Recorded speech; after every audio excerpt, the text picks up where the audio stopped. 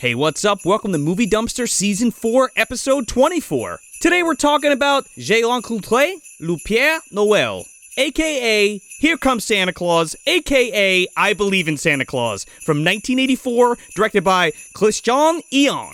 I'm Joe Lascola. And I'm Sean O'Rourke. Welcome to the Dumpster.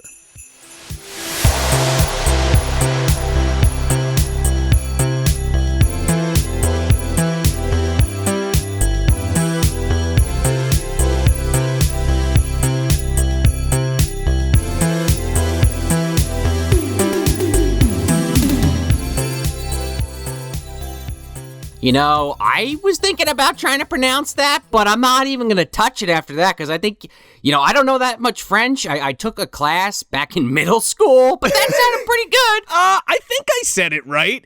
I've been doing, dude, the last job I did was like translating 20-something videos from English to French. Wow. Yeah, it's like a side job that I had. So I picked up a little bit, and I just kind of had fun with it, but hopefully I said that all right. We have a cousin in France, Julie's cousin, Olivier. Lawrence? No. Damn. I wonder if he can critique it and see how I did. So yeah, here we are. This is our second episode for our Trashing Through the Snow of 2021, man.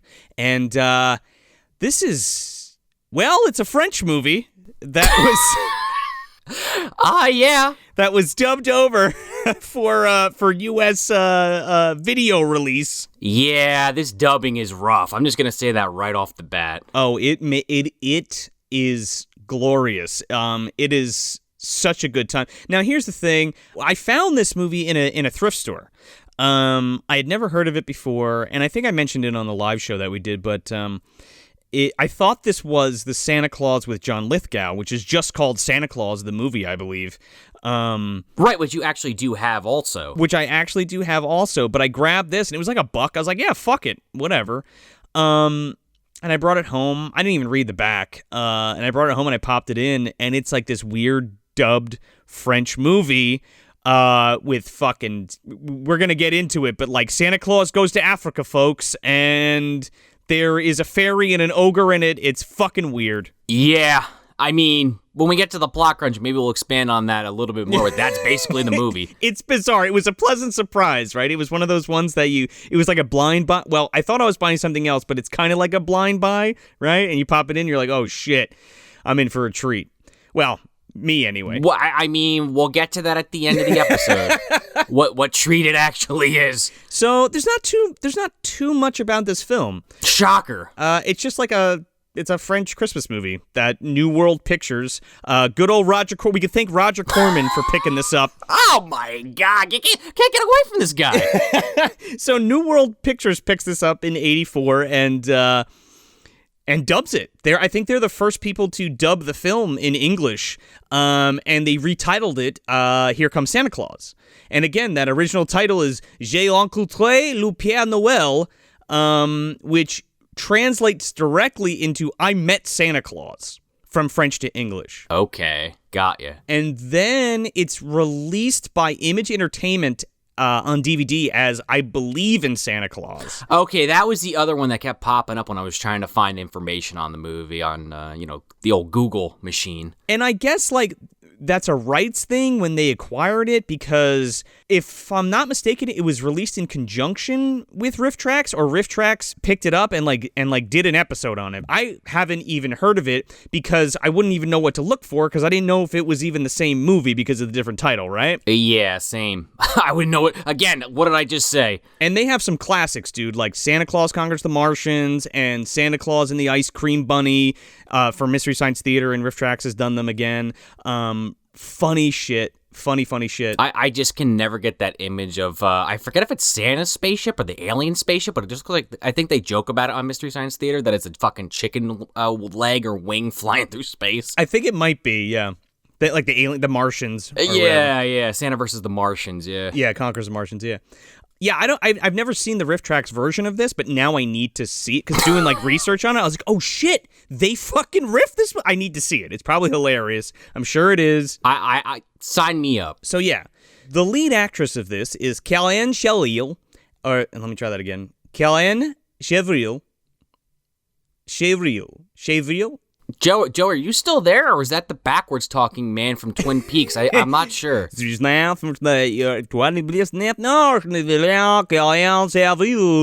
Anyway, she's a French pop singer, actress. Hence all the singing, I guess? Yeah, I guess so. She's actually got some really fun songs, particularly C, the song C.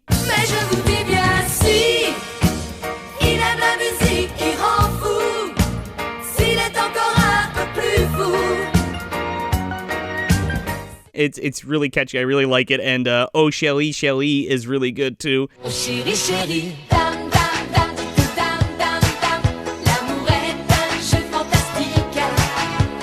She apparently didn't ask her producer if she could sing for this film. So after the film was wrapped and it came out, it released alongside of its soundtrack. So the soundtrack came out with her singing on her original soundtrack, her original voice singing on the soundtrack. They fucking pulled it from the stores and then replaced it with another French singer. Because the producers were like, nah, motherfucker, we didn't sign off on this shit. Oh my god, that's pretty bad. And that's kind of like the only trivias about this movie. So yeah, that's pretty much it. So with that being said, Sean, you want to plot crunch this for us? Okay. So, speaking about another movie that we covered a long time ago that didn't have a lot of information, that this film reminds me of, The Hug-a-Bunch. In some ways that I'll get into as this episode progresses, but just go into this plot crunch with that in mind. Okay.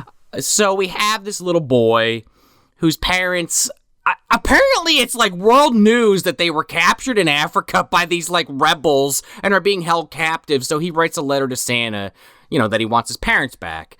And, hijinks ensue. I don't know if it's a dream or if it's really happening, to be perfectly honest, but he ends up in the North Pole. He meets Santa and the fucking fairy godmother, Mary Ellen, and, Santa and Mary Ellen, they fucking teleport to Africa, and, they go and look for this kid's parents, and then meanwhile, while they're trying to save the day, the kid and his friend, they get captured by an ogre and are gonna get eaten alive. Yeah, that's about the long and short of it. This flick is fucking bizarre, dude. That goes without saying, man. I'm slightly speechless, only because it is a sight to see and behold, right? And this also is a musical. Okay, there are singing numbers. Nobody sings except for Karen, or Karen, however you want to say her name. Yeah, unfortunately, this isn't as charming, in my opinion, at least, as Christmas That Almost Wasn't. Again, not that movie's very good, but those songs are pretty memorable. Well, those songs are also based around plot points. The songs in this movie are just like... nonsense. They're like window dressing, right? Serious window dressing. Like, big time. And the thing is, like... This was all dubbed over in English, but all of the songs are sang in English. So it's a French woman singing them in English. Oh, okay, that's kind of interesting. I mean, yeah, sure. And the lyrics are fucking weird. It's like that thing we talked about on The Christmas That Almost Wasn't, that like if those songs were written in Italian, the translation there, from Italian to English, it's just different, right? Like what those words mean in Italian and how it's sang in Italian. You wouldn't necessarily directly translate it to English and it would come out the same, right? Does that make sense? Right. You shouldn't end up with, stop all your crying business, stop all your crying business. I felt like I was back in Petey Wheatstraw with that fucking woman like rattling on in the club while they're trying to plan Petey's fake death. Which is probably, like, again, like that's a literal English translation. Like if you were to rewrite that for like an English song, it would probably be like, I don't know, something like, stop all your, crying or your whatever, but you know what I'm saying, that like they took it directly as a direct translation, like for the song, so it just sounds fucking wonky when you listen to it in English, but it's hilarious, especially like in the toy shop we'll get to, the workshop. That just fucking that killed me. It rivals the fucking Helter Skelter song from Christmas That Almost Wasn't. That's a big That's a big thing to say, Joe. Yeah, well, they're big shoes to fill, but they're just as fucking zany, and I'm going to be putting sound clips out the ass in this episode, so get ready. Helter-skelter, hustle, bustle, hurry, scurry, hippity-hop, and never shilly-shally, dilly-dally, fiddle-faddle, flippity-flop. You want to get into this? Yeah, here we go. We kick it up with that New World logo, baby. Thank you, our Lord and Savior, Roger Corman, thank you for bringing us this French Christmas gem to us. In the year of 2021 for us to review. I gotta say, though, Joe, Roger Corman should have went after Forrest Gump, because I swear to God, this music just made me think of Forrest Gump instantly. It's like, da-da-da-da-da-da-da-da. I was like looking for the feather to start floating down. Da-da-da! You know, I can't for the life of me remember the original score from Forrest Gump. All I remember is like the soundtrack songs, you know, like Creedence and shit. Yeah. Or like Three Dog Night or something. Yeah, I just immediately I'm like, is this Forrest Gump? I was like, yeah, this is weird. So we get introduced to this kid Simon at his school, and there's kids playing in this playground, and it's very clear he's a loner, and he's a sad boy, right?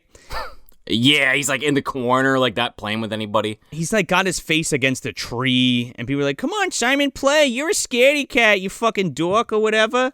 Well, then the one kid, he kicks this ball through a window, and they do this amazing slow-mo shot of him, like, putting his hand over his mouth, like, oh my God! Like, that coupled with, like, the bad dubbing, it is exactly just fucking glorious. So this ball goes through this window, and he's like a groundskeeper or like a janitor or something for the school. Yeah, this guy that they refer to as an ogre, who then later turns into the we'll talk about it. The literal ogre of the story. He comes out and he's like, all right, who threw the fucking ball? And the kids are like, oh, he did. And poor Simon's standing against the tree, like with his fucking hands around his face like Macaulay Culkin.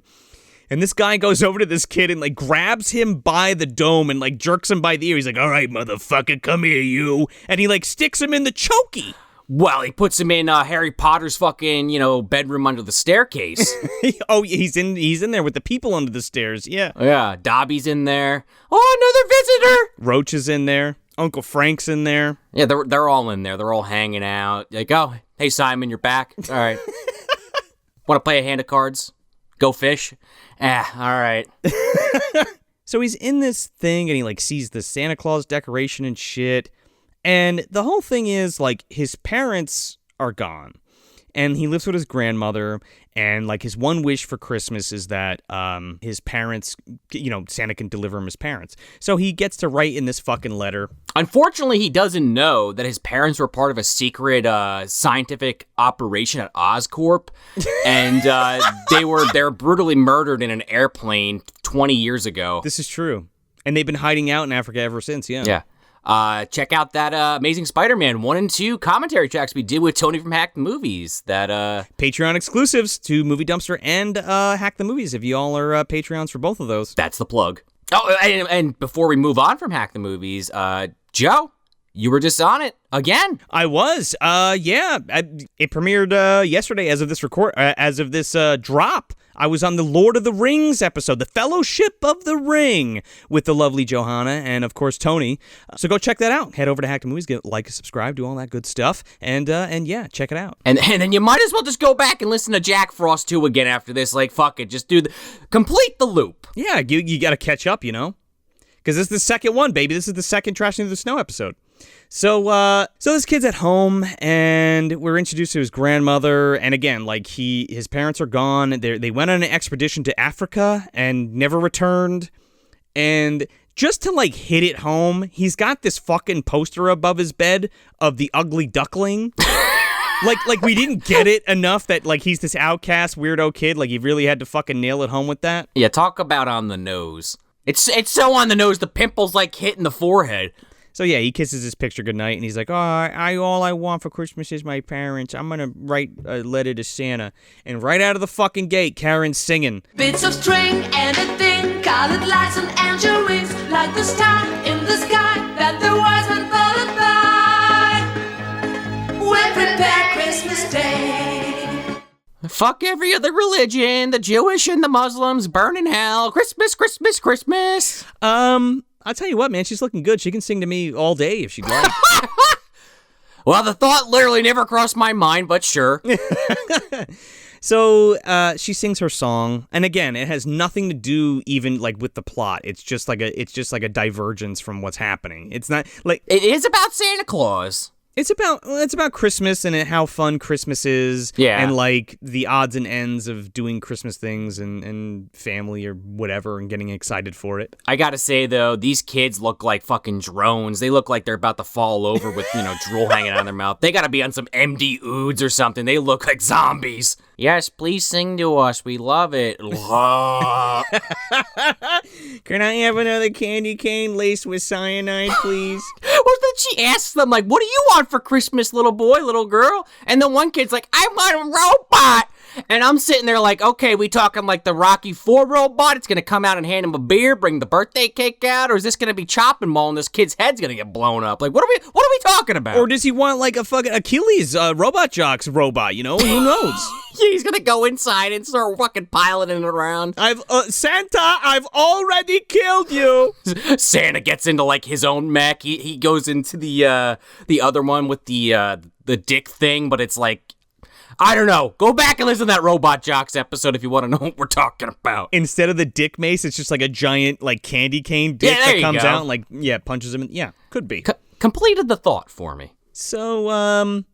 So yeah, they're writing letters to Santa. Well, he's writing his right down to the wire. Yeah, well, that's the assignment, right? It's like, oh, it's fun because it's Christmas. Like everybody writes their letters to Santa, what they want and stuff. And Simon, our main character, like he's like, can I go to the bathroom because I don't want to write a letter in class because it's personal or something. Yeah. So he like goes outside, and the window that was broke that he didn't break, the fucking guy who's like repairing it like balls up some fucking like window paste and like just snowballs this kid right in the fucking mouth with this shit. I was gobsmacked. I couldn't believe that actually happened. I was laughing so hard because here's this like 40-year-old guy like bullying this fucking like 6-year-old kid. Yeah, and then sticking his tongue out, but he might as well have been. This kid's got this big wad of shit on his face. I mean, just imagine, this is like a kid's movie, for crying out loud. Oh, the French. Gotta love him. The teacher's like, well, what happened to your face? And he's like, oh, nothing. And she's like, all right, well, what do you want for Christmas? He's like, I just want my parents back, my father back. And she's like, oh, yeah, that's nice. Well, make sure you ask Santa, okay? Bye. Well, then Grandma's reading the newspaper, and like I said in that plot crunch, it's literally like in the paper. Like 2 French nationals captured in Africa, and she's like, I don't know. We can't tell Simon about this. She says fucking no hope of finding French couples alive. Taken hostage by the African rebels, and Grandma's just like, oh, that's a bad fucking roll of the dice there, kiddo. My kid is dead. And like, is that her son or daughter that's captured? Like, I guess we don't ever find out. Well, yeah, she's Grandma. Before the fucking Simon leaves school, he runs into that janitor guy again, and he like says some fucked up shit like, oh, on Christmas Day I'm gonna roast you and eat you with oyster stuffing, you little shit, and then like laughs at him and then like runs, like the kid runs away, and I'm like, what is wrong with this man? Nobody loved him. Not the kid, the old guy. You think you think that may be foreshadowing? That's gonna be Simon when he grows up, maybe. I don't know. I'm just trying to think, how did someone end up like that, whipping a goddamn like fastball more or less at a kid's fucking face? I love how when they're talking about like they see the disappearance of the of mom and dad in the paper. Right. And they're just like, yeah, they sent an ultimatum to the French, the African, rebels sent an ultimatum to the French embassy. And, it expired 2 months ago, so I don't think they're alive anymore. They're definitely dead. They're definitely decapitated somewhere in a fucking field. Imagine Santa gets there and they're just, like, fucking covered in flies, just the heads on, like, stumps. On fucking pikes? Yeah, dude, yeah. Tony did them in? Maybe. Exactly. So this is when he writes his letter to Santa, and then he's finishing it at school right up to the wire, like last possible second handing it in. Dear Santa, don't bring me any toys. Nothing but Peter, Kate, Buzz, Megan, Linny, and Jeff. And my aunt and my cousins. And if he has time, my Uncle Frank. Love, Simon. And he's gonna hand deliver it. He sure is. Well, they get on this fucking bus ride now. Right. Stop all your crying business. What for? 'Cause there's a Father Christmas. You sure? lives in Rovaniemi, that's in Lapland, you should know. Yeah, she says it a lot, and I wanted to, like, rip my ears off. I think it's funny. I love listening to people sing in English that isn't their first language. I mean, there's some appeal to that. It's interesting. There's something about it. I just like it. I don't know. I just like it. Like, I love hearing her as a French woman sing these songs in English because they're just, it's so ridiculous. And it's like this weird, like, synth kind of score. It's fucking hilarious. Yeah, it's weird, though. Like, let's talk about the music for a second here, because I feel like a lot of the movie is, I don't want to say, like, generic, like, Christmassy music, because that's not the right word for it. But you're right. Like, once they get to the North Pole, all of a sudden they're, like, breaking out the fucking synth. It's like, what? Did the movie, like, go through a different dimension? Did it go through a Kumdar portal or a Buchanan portal? Like, what happened? Well, especially, yeah, when we get to the fucking toy shop, because there's like, first we go on a class trip to the airport. Yay! The whole thing here is like, this is an airport, isn't it great? We're gonna pretend we're in a plane and we're gonna fly to New York City for Christmas or something. But they see on the outgoing flights the North Pole, specifically Rovaniemi. I'm not sure how to say that. I think it's Rovaniemi or Rovaniemi. Yeah. It's in Lapland in Finland. So if y'all are familiar, the origins of Santa Claus, whether it's Scandinavian or Finnish, is up for debate. But the original Santa Claus comes from Finland, and specifically the Korventunturi fell. Is where he originated from, and he was known as Joulupuki, I believe, and that was before Christianity, and he was a pagan Nordic shaman who was dressed up like animals, and he was a symbol of fertility. So Joulupuki translates directly into Yule, goat. So it's so it's like a Yule-tide tradition, or a Yule-tide spirit that they would honor from the forest, right? And basically what he would do is he'd dress up like a goat, and he would scare the shit out of people and to get them to give him presents. So the original idea there is that you didn't get presents. You were like attacked by this fucking Yule goat man, and he wanted presents from you.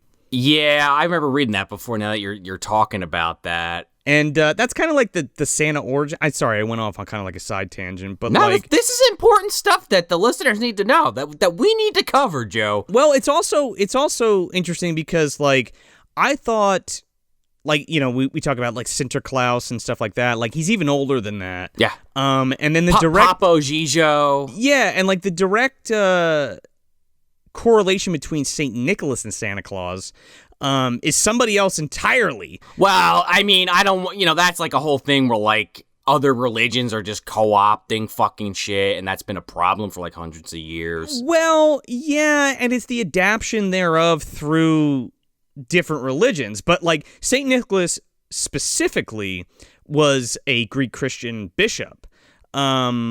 And he existed in, like, he was a real guy, apparently, who, like, existed in a Byzantine empire in, like, a pre-Turkey.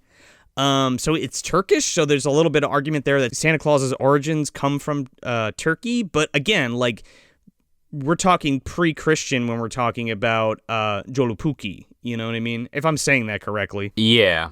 No, for sure. I just, that's just, like, a thing, like, just Halloween and sewing, basically getting co-opted, for lack of a better term, basically taking over, losing a lot of that original meaning from the, the indigenous people from the different nations around the world. Sure, and Christmas is literally the replacement of Yule. That's like the Feast of Yule is Christmas. That's what exactly.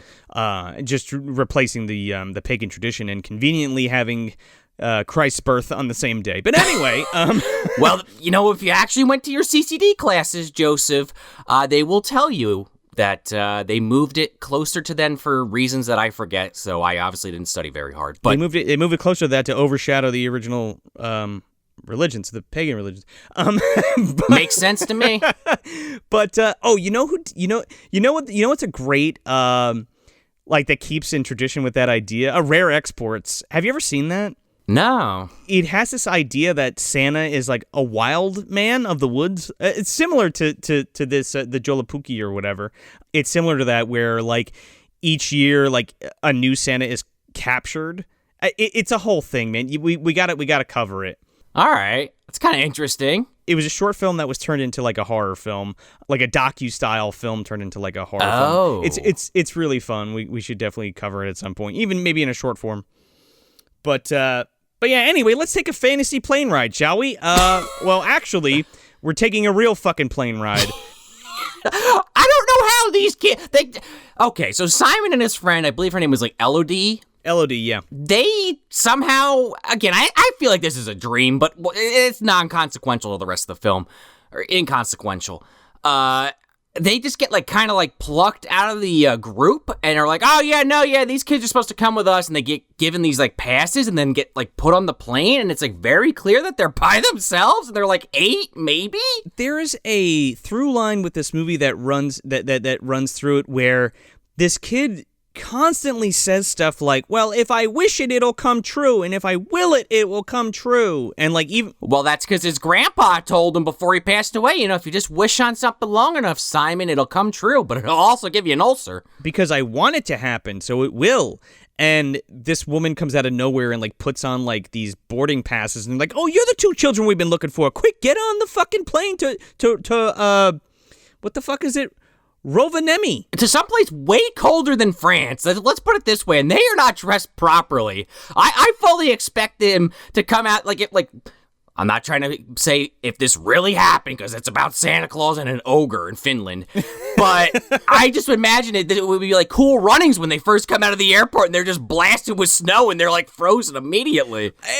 It's also the thing of like, it's not that far away, right? When we think of like how far Finland is from here, but like, we're in Europe, and everything's pretty close together. We're talking a couple-hour plane ride, maybe. Yeah, that's a good point, yeah. Right? To get to Finland, if that, from France? Correct me if I'm wrong. Maybe my geography's off, but that sounds about right, give or take. But they're just, I'm nitpicking that shit, but I'm just saying I thought it was funny that they get off the airplane with their standard ass winter coats, and they're like, all right, Santa's his workshop's kind of that way. Let's just start walking. Dude, it's so funny though, because they're like eating food in like fucking first class. And like on the plane, and they're just like, oh, what do we do when we get there? And he's like, I don't know, Santa's there, we'll figure it out. And Elodie starts crying, and it's like, I wonder if this was in the script or if this kid just started to crack. He's like, it's okay, Elodie, it'll be fine. What is this, your first plane ride? Oh, yeah. You scared flying without your parents? Yeah, we get it. We're not going to ask you where your folks are, but anyway. Yeah, we'll get back to that shortly.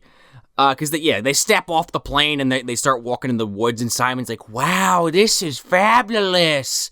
They don't know where to go. And they're like, well, teacher said that Santa's workshop's in the middle of a forest in a village. So there's the forest, and we'll just walk into the middle of the forest and find it. This movie, I'll reference it again, uses kind of a Christmas That Almost Wasn't logic, where everything's like super close to wherever the characters are, because they get there more or less like pretty quickly. Like, they don't freeze to death or anything. They're not like, keeling over hungry. Santa finds them pretty quickly. Dude, that sun is going down, and those kids are dying of exposure. That's what I'm saying.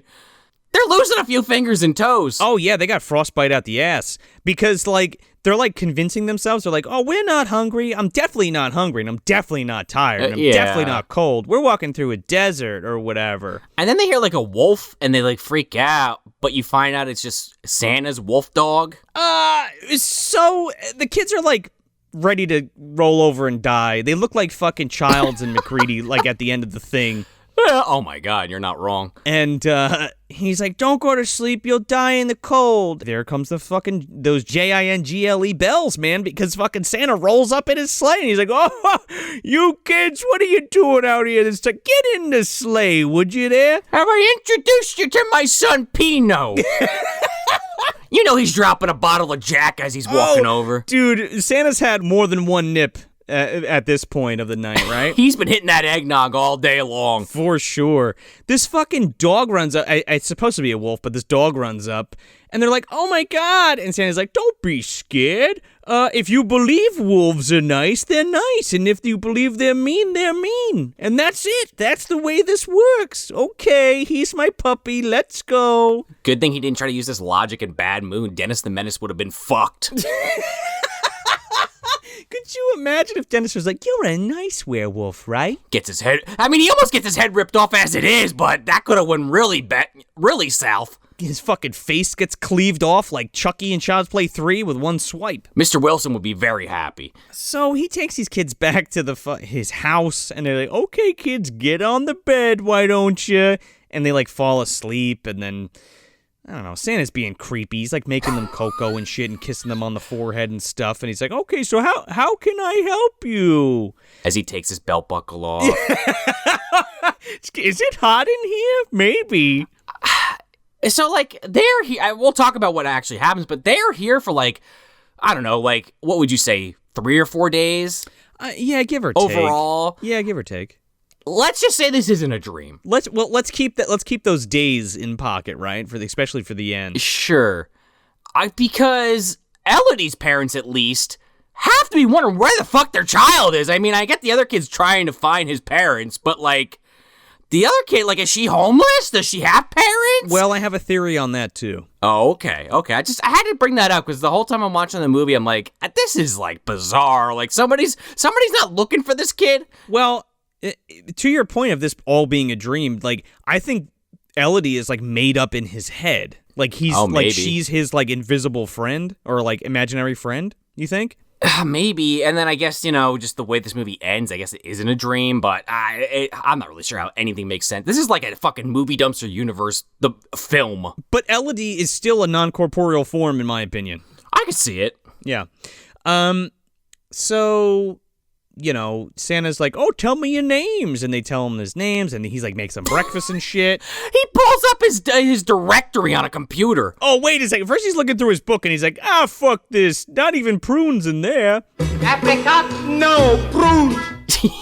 Yeah, Jonathan either. And then he goes over to his fucking dial 3615 Père Noël computer, and he's like, here, I'll pull it up. I got the old internet here. Oh, there's your name.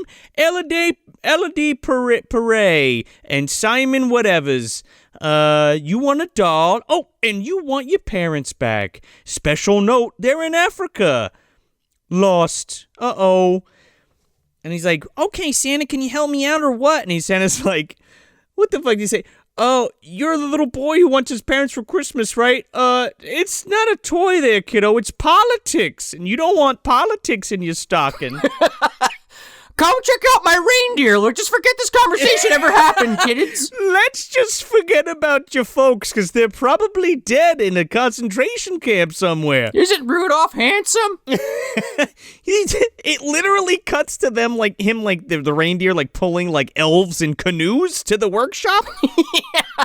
Right, because we go from the reindeer to the workshop, and the first shot in the workshop are like these demented, like, I don't know what, like baby doll monsters with these fucking jingle bells. I love how he's like, okay, kiddos, let's go to my workshop. I'm gonna turn you into one of those elven freaks, my slaves. Come on, I only have 6 of them. I need 8. I also love how both of us are just so close to just that Christmas Story Santa. Every time we start doing the voice, I'm just waiting for it.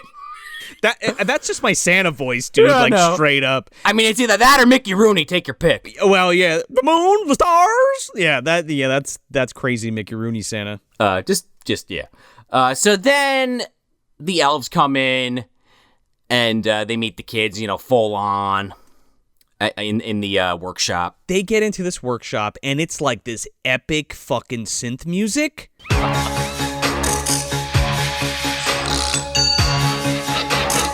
And then, there she is. Now she's not a teacher anymore, man. She's a fucking full-fledged fairy. She's dressed like Cinderella or some shit going to the ball. And now her name's Mary Ellen. Mary Ellen the fairy. And she's singing and she's like, wash your face and take your place and slave away night and day and whatever. step it too. Red and blue, they go on the floors, not you. Wash your face. Take your place. And then meanwhile, Santa's in the back. Like, you know those robot Santas that, like, you know, shake and move their ass? Like, that's basically what he's doing. He's like doing the fucking can behind her. But no lyrics, just kind of like wiggling his tummy. It is fucking bizarre. It is something that it's one of those things that you just need to see, right? To believe it. Oh, yeah. Because again, like, there's a French woman singing these lyrics in English, and they don't really make fucking any sense, and she's talking about an elf, like, stealing an elephant toy or something, and he's like a bad Nicholas or some shit. It's fucking weird. Give it back, silly boy. Elephant's a children's toy, little thief. Nasty snake. And it goes on for a while. Oh, yeah. So then this is where they find out that, oh, yeah, you see that forest over there? Don't go in there. The ogre lives in there. It's the kingdom of the ogre, and he eats kids and makes them clean his house, and then he fucks them and kills them and then eats them. Yeah, I don't know how Santa knows this, because he straight up says when they get there, you're the first children that have ever made it here. This is amazing! Because they didn't get through that fucking forest, dude. That's why. You think he just tells every kid that comes up there that, and then after he gets bored of him, he just gives them to the ogre? He's like, all right, take care of this for me. Santa's got his own agenda, right? When the kids need to disappear, he's like, go into that forest, and there's a magic sleigh somewhere. See you. Goodbye. Goodbye. Okay, get him out of here. Into the, There you into go. the forest. No! See you later, Santa. Yes, okay. Merry Christmas. So then we get more of this letter shit where Santa now is like, hands Mary Ellen the letter. He's like, how could you believe this? A little boy who doesn't want toys? His family's trapped in Africa. Well, he came all the way here to see me. That's pretty brave. I gotta fucking repay him. What do you think, Mary Ellen? And she's like, Santa, where are they in Africa? Africa's like a giant continent. Where are they? And he's like, oh, well, you'll figure it out. You're a magic fairy. She might as well lick her finger, put it in the air, and click her fucking heels, because they literally teleport to Africa. And, Joe, just what you said. Africa is one of the largest continents in the world. They could be anywhere. They're like a thread through a fucking needle. They're like within a mile of where they need to be. They go, oh, destination Africa. And she's like, okay, here we go, Santa Claus. And she like waves her wand and boom, they're in fucking Africa in the middle of the fucking Serengeti, right? And then she keeps like busting Santa's balls because they're like kind of running towards where they think his parents are being kept. She's like, come on, Santa, you slowpoke. He's like, it's kind of warm with this regalia on. They are literally running around Africa. They have no means of transportation. There is no magic, anything happening. They are hoofing it across the fucking plains of Africa to find these people. What are the odds they'll find them? Apparently pretty well, because she's like, look, a lady's scarf. Oh, there's tire tracks going that way. We should go that way. I couldn't believe it. I mean, again, I get it. It's a kid's movie. It's obviously got to end in a happy fashion, sure. But it's just like, come on, man, that's crazy. I don't know what the fuck happens next. Like, Elodie is like called by the fucking ring, dude, because she gets out of bed and she looks at the forest and it's just like, Shia Baggins. And she's like, yeah, okay. I'm going to go right into that fucking woods now. Here I go. Well, I'm going to take this puppy with me. Yeah, she takes this fucking German Shepherd puppy with her. At first you think she's like walking him, and then Simon looks out and he's like, oh no, Elodie, don't go towards the forest. She's like nowhere near it, by the way, at this point. It takes them another like 10 minutes to get to to actually get there, because they're walking through the snow and he's like, stop, wait. And he like falls down. He's like, don't go in there, I'm scared. She's like, I'm scared too, but I want to see an ogre. Come on. He's like, come on, we should turn back. And then, literally, 2 fucking wooden spears fly at them and land at their feet. And they get caught by the ogre, played by the janitor guy. Right, and he says, more or less, like, oh, you're gonna clean my house and do my chores, and then once you're done, I'm gonna eat you. So, Simon, to his credit, has a pretty good idea. I don't know how this would possibly last as long as it does, but again, it's a kid's movie. That, well, if we just do a really lousy job cleaning up, and if we keep making messes, we'll never get eaten. Well, it's a good plan, but there was some disgusting shit happening here because, like, this ogre guy's a fucking sadist, dude. He's like, oh, yeah, good meal and a clean house. That's what I'm talking about. Clean those fucking floors there, baby. And then I'm gonna fucking eat you. You know what I'm saying? And, like, he keeps eyeing the dog up and, like, threatens to eat it a bunch of times, but never does. Oh, yeah. Well, he puts it between two pieces of bread and, like, goes to eat it and, like, fucks with the kids. Like, he's a sadist, man. He's fucking crazy. Disgusting. So while this is all going on... Oh, this part's fucking... This is one of my favorite parts. Santa is sweating his ass off. Yeah, he's like, I forgot my summer suit. So for some reason, he thinks it's a wise idea, again, in Africa, to just go take a little dip in the water. Boy, am I hot. I can't wait to go cool off in this wonderful pool of water that's full of shit and animal stuff. Yeah, and then immediately you see this big-ass crocodile get in the water. They literally, this is actually happening in the movie. He's getting, like, nematodes and leeches and all kinds of disgusting bacteria all over him. And he's in this fucking dirty water hole. And he's like, come on in, kiddo. He's like, take off that fairy suit and get down to your skivvies and jump in. She's like, no, there's crocodiles in there, you fucking idiot. And he's like, crack a what? Oh, shit. But this crocodile legitimately gets really close to the actor. And then Santa's like, whoa, and he, like, runs out. Mind you, this man goes into this fucking watering hole, like, in full regalia. And he comes out, and he's just, like, this soaking wet, stinking fat man, like, baking in the sun with all this disgusting water all over him. And then he just has to keep hoofing it. Yeah, and then they just keep on trucking because we cut back to the fucking ogre, and he's like, take off my boots, massage my feet, and come here, take your clothes off and clean my house, and then I'm gonna eat you. Why do you want us to take off your clothes, Ogre? Don't worry about it. I didn't say that. Maybe I did. So then we go back to Santa and Mary. There's a lot of back and forth here, naturally. Big time, but, like, okay, just to put this into perspective for you guys, or for you folks at home, we go from Santa getting in his disgusting watering hole and coming out and almost getting eaten by crocodiles. He's like, okay, let's go. And then the fucking ogre's like, yeah, massage my feet, take my boots off, clean my house, and then I'll eat you. And then it fucking smash cuts back to Africa, and... Then we get the fairy lady, like, talking to monkeys about Santa Claus, and, like... She talks monkey. She speaks monkey. She's like... I'm like, where's Cybo, man, when you need him? He's like, you mean you talk monkey talk? And she's like, yeah, of course, I can understand him, but yeah, I'm talking to him. And she's like, well, the mommy monkey told the daddy monkey that that's Santa Claus, and the kid monkeys want the presents. And they're like, isn't that early? It's not, it's the 23rd, it's not the 24th, it's not the 25th, it's not Christmas. What do they have, some of fucking Jack Frost's banana margaritas in this present she materializes? Dude, that's what she gives him, because Santa's like, oh, well, you're my fairy, you can make all the things happen. Wink, wink. Do it, make it so, number one. And she does. She fucking gives these monkeys presents. And I'm like, do monkeys get fucking presents for Christmas, man? In this movie, they do. I guess so. They open them up, and guess what it is? Bananas, and they love it. They're eating it up. They're loving life. Okay, that's great. Let's keep going. We're on a mission. And then, like, somehow, some way, I don't remember how this even happens, but Santa and Mary Ellen, I think Mary Ellen actually just summons it, are in, like, a horse and buggy. No. It just cuts to them in a fucking horse and buggy. Like, one of the natives has, like, picked them up off the side of the road. They're, like, hitchhiking along the fucking beach. But then all these Jeeps fucking pull up and these guys with machine guns come out.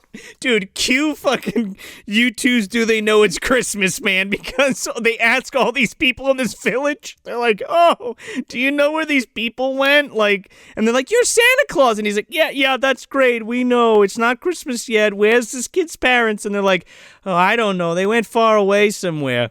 Don't know. Okay. And then Coney fucking captures him. And throws him in prison. And somehow, I guess, like, this wasn't explained yet, but Mary Ellen's magic only works if she has the magic wand. And she drops it. But, and Simon's parents are also there, like, in jail. Of course.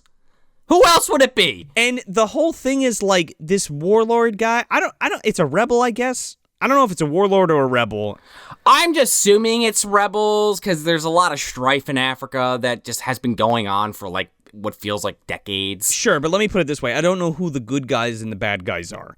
I think the villagers are definitely the good people. They're just kind of being lorded over and are trying to make it from one day to the next. I don't know. It's a militia, let's put it that way. Yes, and yes. the idea is, so Simon's parents were in Africa on an expedition for what we don't know. What they do, we don't know. The scientists, remember? But by keeping them there, he's trying to strike a deal with the French government to overturn the government in Africa. And I'm like, dude, that is not how that fucking works, man.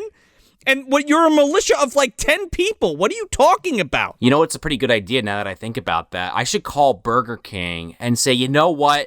Can you get the Big Mac off McDonald's menu, please? I have a big problem with Big Macs.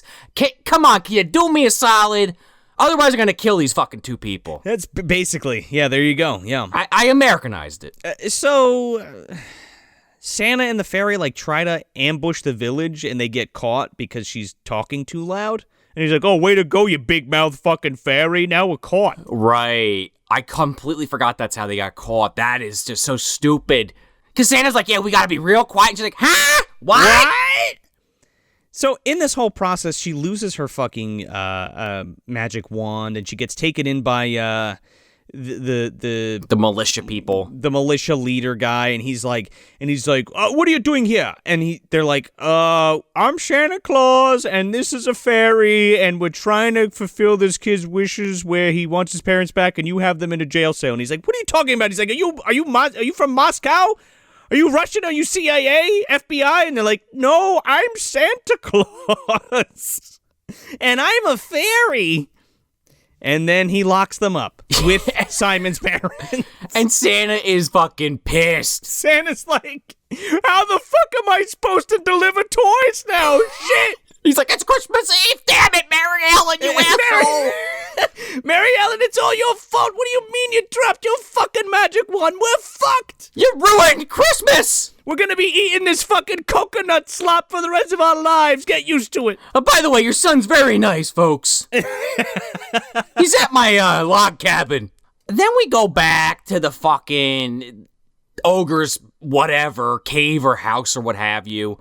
And, you know, of course, the ogre, to make it even worse, is sexist. He asks, Elodie to do the laundry. Well... And she picks up this bucket of fucking, like, slop water and just is like, fuck it, and just throws it all over the floor. By the way, the reason why the ogre's making them clean the house is because he cannot fucking stand dirt, right? He can't stand anything being, like, gross or disgusting. Right. So he's like, you gotta clean my fucking gross house. And yeah, so it's just more of the kids, like, dirtying up the house, so they just have to keep cleaning it up. And Simon's like, yep, it's gonna take us another fucking 12 hours to clean this, so I know you're hungry, but forget it. Bye. So we cut back to Africa again. And I promise, we'll stay in Africa now until the end. Until we get back to the wrap up of the story. So we're in Africa again, and the little kids, Coney's kids, there's like 6 of them. Yeah. And they're like, you think he's the real Santa? I don't know if he's the real Santa. I think he's the real Santa. Let's go ask him if he's the real Santa.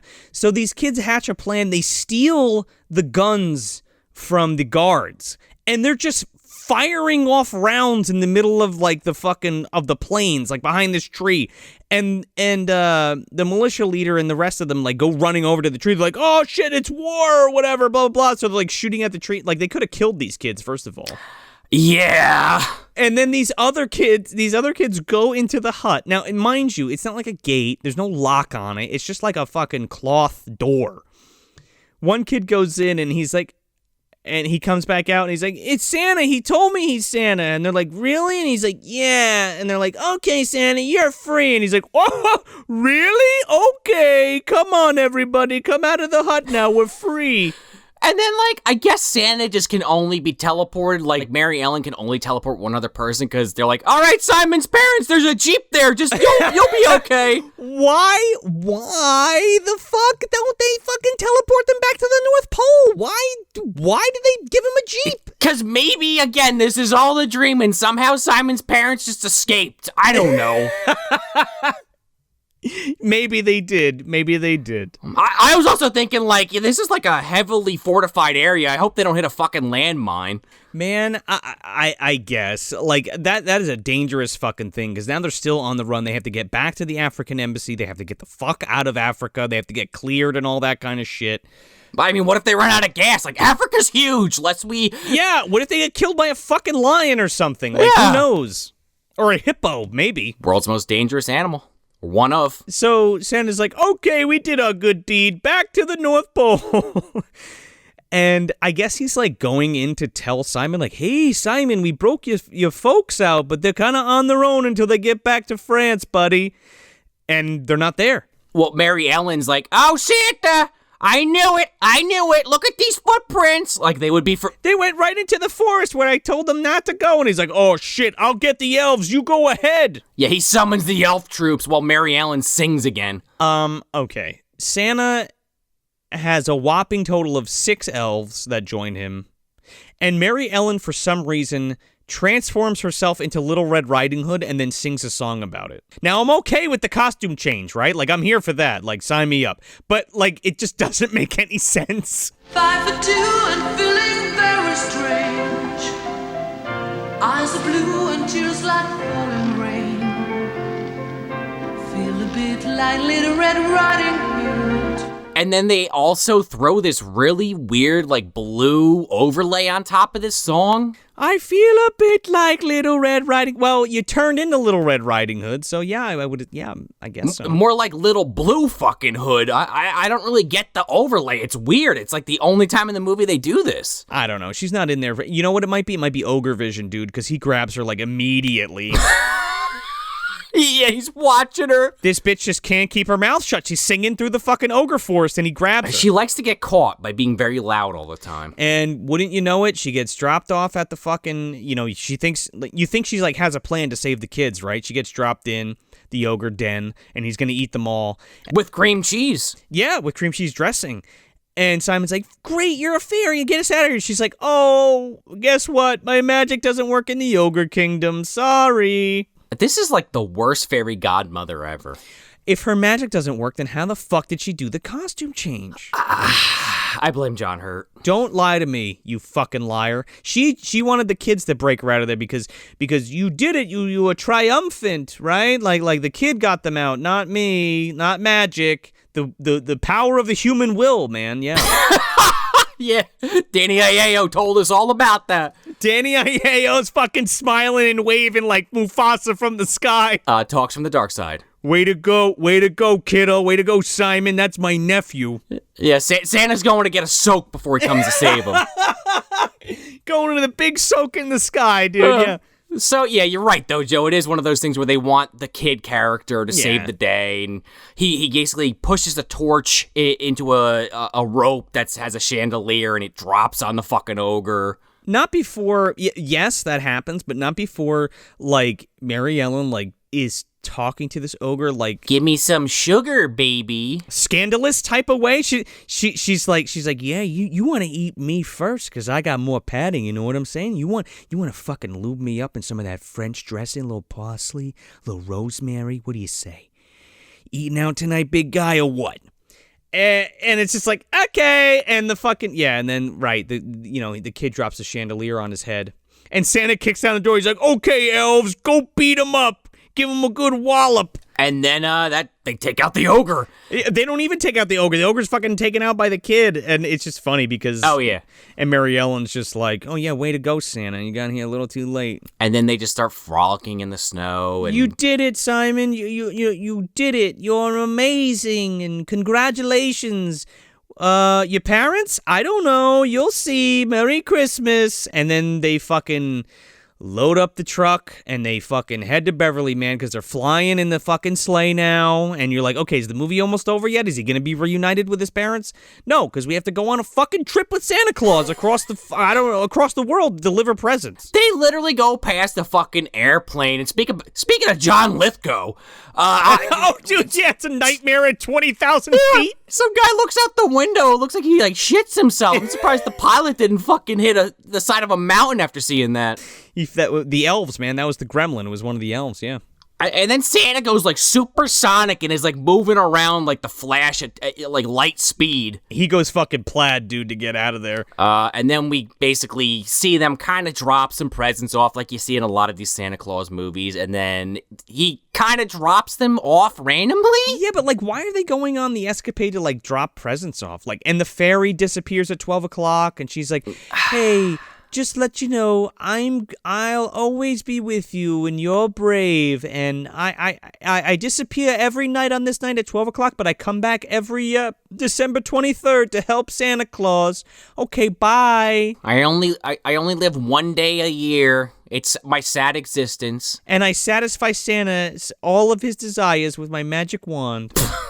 Now, that's how I think Oscar got this thing, right? She disappears, the fucking wand falls to earth. Oh. And Phil Fondacaro picks it up, and then we got our Halloween movie, man, because we got Double Toil and Trouble. He gives that to the Olsen twins, and then it's a whole fucking thing. Right, because he didn't know it was magical. He just thought it was some bullshit. Yeah. He didn't believe. No, it turns out it could transport you to fucking Africa if you will it to, you know? It's very powerful. Imagine that, like they're fucking trying to like save Aunt Agatha, and one of them says like the wrong incantation and just disappears and gets mauled by like a fucking lion or something. It gets killed by a rhino or something, like something ridiculous. Galloped over by a gazelle. Oh man, like a stampede run. Yeah, maybe. So Santa like takes them.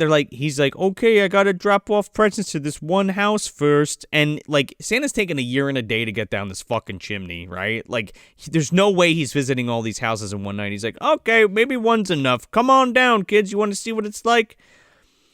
And they do. And then he drops off at church. Like, not even their house. Like, he drops them off at a church.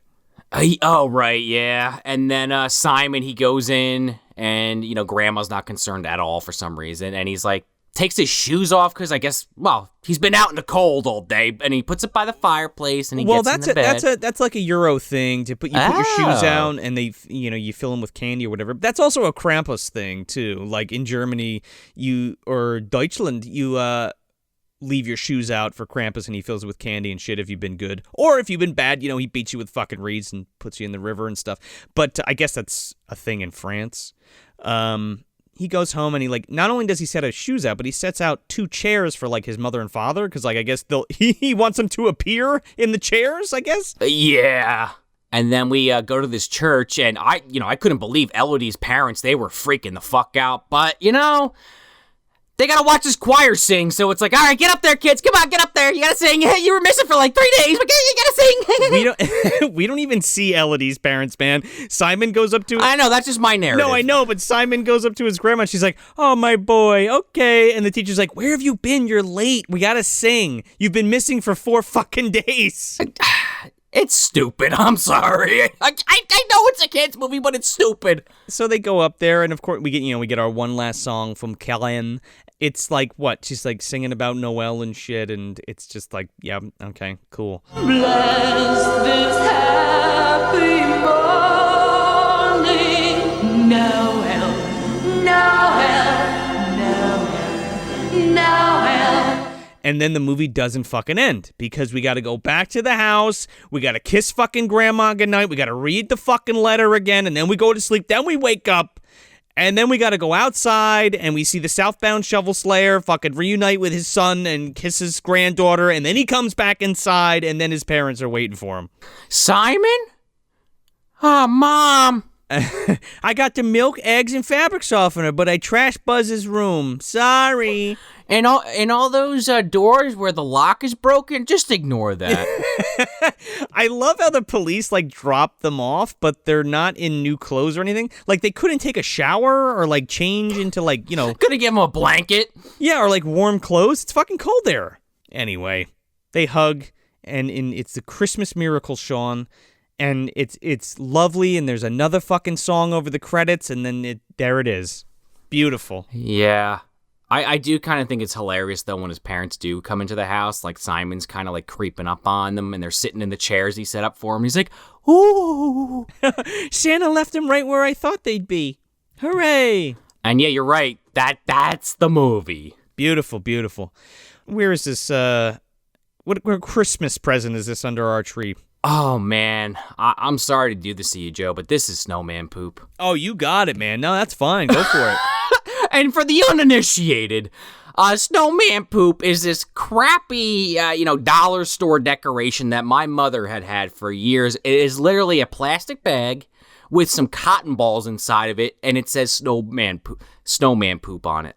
That's what this is. Miss Mary's always giving the good stuff, man. Yeah. I'm not a musical guy, and I feel like I've said that on the show previously. Like, I'm not totally against the idea. Like, obviously, there's a ton of movies out there that I like that have music in them. I'm not saying that, but it's got to be done well.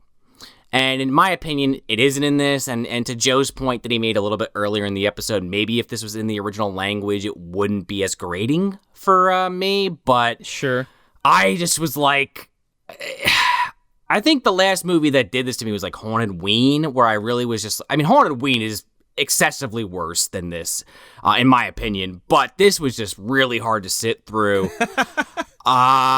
You're going to take that snowman poop, honestly. You're not going to probably hang it on the doorknob like my parents did. You're just going to kind of place that in the dumpster and see where it lands. I don't know. Does it fall to the bottom? Does it end up in some actual poop? Possibly. But yeah, I did not like this movie. I'm glad I watched it because it's like so weird. And when is there another chance you're going to get to watch a movie where Santa goes to Africa to try to save a kid's parents? Pretty insane, yeah. So like on paper, I like the idea a lot. Execution did not do it for me on this one. Man, I've been like speaking in a way where I sound like I don't like this movie, but it's more bewilderment than it is vitriol, right? Again, like I said at the beginning, like I found this for $1 in a fucking thrift store, and it was one of the best dollars I've ever spent in my life because if I had to compare this to a Christmas present, I would say this is like the definitive Yuletide MDU'd, right? And an MDU'd is our version of lewds, right? Like, yeah, I guess I should have explained that earlier when I was talking about that. Yeah, for anyone that doesn't know. For the uninitiated, we've talked about it before, but lewds are MDU'ds are lewds for this universe, right? And it's the equivalent of taking a lewd this movie, but in the best way possible for me. This is like optimal fucking Christmas time nap time. Like, this is one of the best movies to put on, like, right before bed. Like, you're all cozy, right? Maybe you had, like, a fucking peppermint schnapps hot chocolate or something, and, the lights are dim, and you got, your Christmas tree on, and you pop this fucker on, and you're all cozy in your blanket on your couch, and you could just pass right the fuck out. It's one of those jobs. It's not a great film by any means. The dubbing is fucking hilarious, and I think that's worth price of admission for sure, to at least watch it once. This is a hoot if, like, you guys want to hang out with your friends and have a couple beers for sure, or have some eggnog with some bourbon or something. There you go. Yeah, it's just bizarre, and the songs are just so fucking weird, and it is a sight to behold for sure. And like Sean said, the idea of Santa going to fucking Africa and having to break two French people out of a fucking militia camp is insane. I don't think it's ever been done before. So no, I think the closest we ever got was in Scrooge, that the movie they're trying to put on TV. Oh, the night the reindeer died. Yeah. With the $6 Million Man, maybe. Yep. Lee Majors. Anyway. Yeah, I don't hate this movie at all. Like, I think it's one of those fun, stupid Christmas movies that's it's got a lot of charm to it, and it's silly and goofy, and you can't beat the dubbing. And yeah, it's just cozy. So that's what I think. I feel like there's one way this movie could have been improved if we just I could think of two actually. One, both of them involve switching Santa out with somebody else. Mickey Rooney Santa, which we joked about a little bit in the episode, and specifically the one from Silent Night, Deadly Night 5, The Toy Maker. Yes. The drunk one, yeah. Or Haggerty the Blue, obviously of the Wizards of the MDU, because you don't even need Mary Ellen at that point. He could just teleport with his cigarette smoke. Oh my God, could you imagine if Charnetsky was the fucking ogre, right? He's like, clean my fucking chunky chicken buckets up, you son of a bitch. Where's Jobby? Get that washcloth and wipe the grease off my stomach. That's it, goddammit. You better clean up that wipe my ass, would you? Get me that chunky chicken skin. I have a hot date with Granny tonight. Put on the fucking Cubs game, I said. But yeah, so that's the Christmas that almost wasn't. I almost said Jesus Christ. That's Here Comes Santa Claus. But yeah, we got one more Trashing Through the Snow episode for you guys. We got Don't Open Till Christmas coming up. That's our Christmas episode, our coup de grace, our closing episode, if you will, coming up. So don't miss that. And again, we got some good stuff cooking up with Tony from Hack the Movies. We got those 2 commentary tracks for The Amazing Spider-Man and The Amazing Spider-Man 2 over on Patreon, on both of our Patreons. So if you're a Hack the Movies patron, you got that. You're a Movie Dumpster patron, you got that. If you're not signed up, hey, sign up for both. Get some good stuff. Yeah. $5 or $10 tiers to get to those commentary tracks. But hey, if you want to just join the $2 tier, we got that Ghostbusters, the Real Ghostbusters mini-sode coming. There you go. Xmas marks the spot, dude. Yes, it is it goes way back in the MDU. We've talked about it many times, whether we realized it or not. And that'll be on Patreon soon. And as of the release of this, we should have our Christmas special watch-along coming up this weekend. Oh, yeah, it's coming up.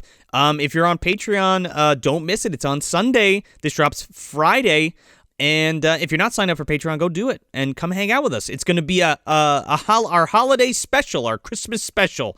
We're not doing just one movie. We're doing an amalgamation. We're doing like it's going to be a couple different things. It's like a Christmas special anthology. Let's put it that way. Yeah, there you go. Yeah, I would say so. There's going to be a few short boys in there. It's going to be a lot. It's going to be a lot of fun. We're going to drink some fucking eggnog. We're going to wear bad sweaters. Yeah. So you got to put yours on and join us for the festivities for sure. And that is also for $5 and $10 tiers over on patreon.com/moviedumpster. Yeah, it's live, by the way. So we interact and chat with you folks as we're watching all this stuff, as you're watching it too. So it's a good time. It's a very good time.